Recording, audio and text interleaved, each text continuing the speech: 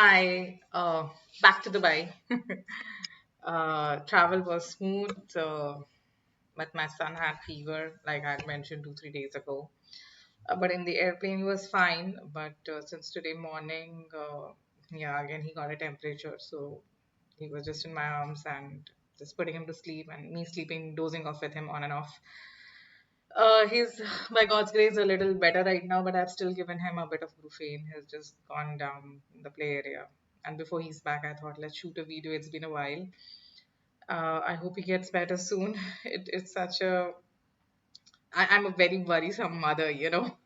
So unless he's better, my mind will be constantly, subconsciously, when is he gonna get better? Please God, make him better. Like all those prayers are going on. So, anyways, let's just finish off this 14th SBQ from Mock 20. It's been dragging on for a while. In that way, this entire March 2023 paper would be done. Uh, and later details more about it.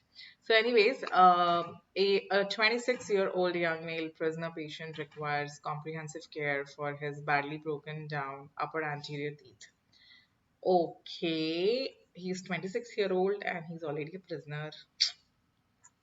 So this is the condition of the teeth basically. He's on nicotine replacement therapy.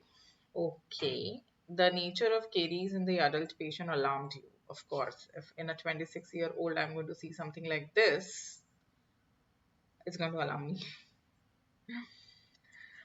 Uh, Patient diet analysis was made. Upon further questioning, the patient admitted to meth, meth, methamphetamine addiction, basically meth addiction, and had quit the same year back. Poor oral hygiene and a history of frequent intake of carbonated sugary drinks. Uh, I know coming from Asian countries, we don't often hear or see people with meth addictions, and definitely not in our clinical practice. Yeah, what we do see is tobacco, the nicotine addiction, with people chewing gutka and coming or keeping in the side of the cheek and coming, or smokers, again, nicotine, etc. Meth is something else. Its addiction is even more worse. Now, the thing you have to remember about meth is that, and this you will find in developed countries, so Australia being one of them, that whenever a person is having meth addiction, he'll crave more for sugary and caffeinated beverages because that continues their high, the state that they are in for prolonged periods. So, even though meth itself may not cause the problem, but the cravings for the sugary drinks and the caffeinated beverages, which makes the person have and consume them more and more, they cause more problems. So, in any meth addict person, consider them addicted to sugary drinks and caffeinated beverages as well. Okay, so keeping that in mind, having that keyword in the mind that the patient is meth addict, so probably a sugar addict as well, for carbonated beverages, you'll move forward. Okay. Patient motivation and commitment to good dental hygiene practices were the main focus of the patient counseling. Okay. After periapical and panoramic x-rays, the diagnosis was established and necessary extractions and non-surgical periodontal therapy and endodontic treatment will be initiated. All right. My keywords, young patient, he has quit meth. He's on nicotine replacement therapy, having patches or something probably, but does have poor oral hygiene. My job is to motivate him, and I know there is a history of frequent sugar intakes. So, upon seeing the picture on the clinical examination, and I also have done the x rays as mentioned in the question. Let's see the sub questions. The patient has what is known as a crank decay or meth mouth, which is basically what? Rampant arrested or tooth erosion. This is not erosion, for sure.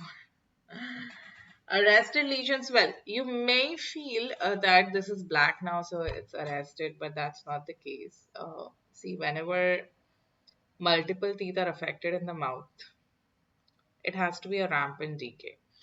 Arrested lesions will not be everywhere in the mouth. It will be in 1, 2, 3, 4, 5 teeth max, and definitely they won't be broken down like this. Okay, so don't get confused just because you see blackness that's it's arrested caries. See the overall picture in the mouth, and you'll see there are some root pieces as well. Arrested lesions is not going to cause root pieces. Okay, so rampant caries does cause it quickly, invades the pulp, destroys it, destroys the tooth, and not just tooth, teeth, and it would be spread overall in the mouth. So this is what it is. This is what a rampant caries looks like. The most important factor in treating patients with meth-induced caries is fabrication of new restorations. Well, the patient has left meth and now it's just become a rampant caries.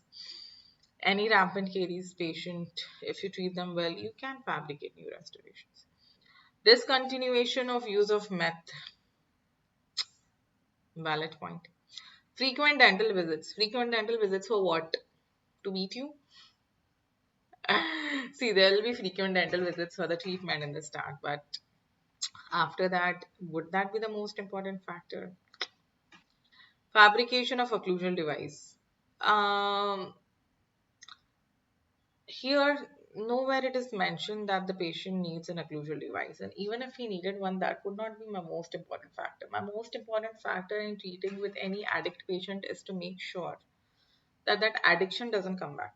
Because, like I said, it's not just the meth addiction, it's the sugary and caffeinated and carbonated beverage addiction that comes along with it. So, if I want to make sure that the patient does not fall down the same rampant caries path again, I'll have to make sure, and that will be my most important factor, so that there is discontinuation of the use of meth. So I'll go with option B. Now, understand my logical thinking, why it is. If you have a better logical thinking and you feel any other answer is right, leave in the comments. I'll correct my video. But I feel B should be the answer. The patient stopped meth and smoking and advised nicotine patch therapy. Once you gave local anesthesia, he got palpitations. That could be due to adverse reaction of LA, nicotine patch interaction, epinephrine effect of LA. Nicotine patch interaction, well, I did Google out in detail. It usually doesn't have any interaction with anything. It's quite safe. So I'm going to rule that out. Now, adverse effect of LA or the epinephrine effect of LA. See, adverse reaction of LA is a very generic thing. I mean, the local anesthesia has many components inside, which has a preservative, it has adrenaline or epinephrine, it has the local anesthesia itself, which can be lignocaine, pralocaine, mepivacaine, bupivacaine, articaine, anything. When they have given a more specific option called as epinephrine effect of LA, I'm going to choose that because that does have an effect and that can cause palpitation because epinephrine does raise the heartbeat. Okay, Google more on it or read more on Malamate. But if you're my enrolled candidate, then I've given a detailed explanation in the paragraph. When you click on the right answer, it gives you that explanation. You'll find that explanation. So you don't have to Google anywhere else. But for those who are not enrolled, Google it, you'll find it. What is the most common side effect of nicotine replacement therapy? Dry mouth, hunger, high blood pressure, hypersensitivity. Hypersensitivity is not the most common. See, understand the question. What is the question asking? What is the most common side effect? If I remove the most, then the question would be what is the common side effect? So when I'm saying what is the most common side effect, that means I'm going to list all the options which are already a side effect. Out of which I have to choose which is the most common one. Okay. So it's not like from the options A, B, C, D, only one is right. No, all of them are right, but you have to choose the most common one. You understand? So that is how ADC plays, and that is why it is so important to read the question and identify that keyword. Here, that keyword is most. So whenever you read such questions, which is the best among the following options, it means all of them are good. You have to choose the best one. So best option or the most common or the initial treatment, that means all the options of the treatments are correct, but you have to choose the first one. So yeah, this is what that question is. Dry mouth, hunger, high blood pressure, and hypersensitivity. I'm going to go with dry mouth because that is the most common one. Most common means it affects more number of people. The rest of them will affect few number of people, like that. So hunger, high blood pressure, and hypersensitivity are also side effects of nicotine, but the most common one is dry mouth. All right. The significant oral manifestation of meth abuse can be xerostomia, that is again dry mouth. Oral ulcers, dry mouth can lead to oral ulcers, and otherwise also meth abuse itself can lead to oral ulcers. Bruxism, well, see, meth, what happens when you take meth? I think you get a high or you hallucinate or you are in some other zone.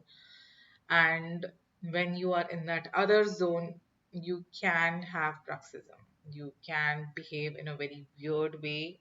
So bruxism can happen. Perio diseases and crank caries. We just learned this term crank caries, which is rampant caries, which is meth caries basically. And perio diseases, because you'll end up with poor oral hygiene and you're consuming a lot of junk drinks. Yes, you can end up with perio diseases, and the option E is all. So, all of them are interrelated, to be honest. And because I have the option all, I am bound to choose that option. If they would have just suggested to choose one, probably I would have gone with either xerostomia or periodisease and crank caries. So it depends on what the question is asking.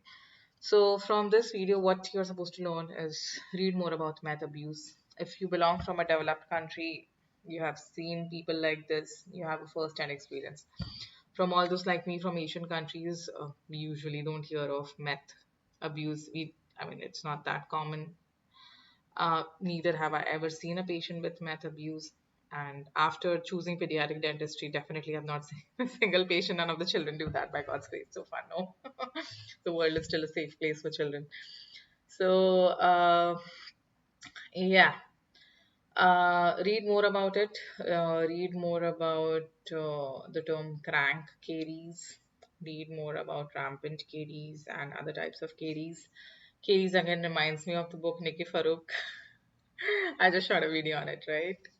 I bought that book. I've still not opened my suitcase, but yeah, I've bought that book here. And yeah, that's about it. On a funny and lighter note, I just discovered another business option. Someday, if I have a lot of money, probably I'll do that. I'll tell you what. So my son has broken two of my specs. Okay, I have cylindrical lenses. So and the number is less. So my ophthalmologist said, don't get any laser or LASIK treatment and just wear glasses. Hence, I wear it. And anyways, I'm very scared of going under surgery for any LASIK. So I'll be like, I'd rather wear glasses. Anyways, I have to wear one when I treat patients as a form of safety. So the last time when I had got my glasses made in Dubai, I had to pay almost like 1,600 to 1,700 dirhams. Okay, like basic glass. Okay, basic frame, the Blu-ray glass. That's it. And I was like, wow, it's so expensive. Like 1,700 dirhams is almost like what 30,000 rupees or something. And I'm like, that's too expensive. Our glass is that expensive. So after that, when I went to India, I was like, you know what, let me make some backup glasses, because my son had become of that age where he used to just take my glasses and throw. And in that procedure, he's broken two of my glasses nicely, like very nice cracks, and it's gone. So I'm like, I need backups. So when I went to India and I showed them, like, because I don't like those things which are sticking here, those adjustings. It leaves a marks and it gives me headache. So I wanted something light frame and half frame types like this. And this time I wanted photochromic lenses, because whenever it's too hot here, okay, it's Dubai. So 6 to 7 months, it's so hot, you just cannot get out. And so I wanted glasses which change the colors, and this length, etc., etc. The shopkeeper told me it will cost me 2,400 rupees, which is like 120 dirhams. I'm like, wow, please make three of them. So look at the margin. It's 10 times the thing which I can get made in India for 120 dirhams. I'm paying almost not even 10 times, 12, 13, 14 times probably in Dubai. So that's why there are so many optical shops here. And in every household nowadays, almost everybody has glasses, for one or the other reason. I'm like, man, this is a good business, like which product you find which has 14 times the margin. So, anyways, I was like, forever now I'm going to get my glasses done in India itself.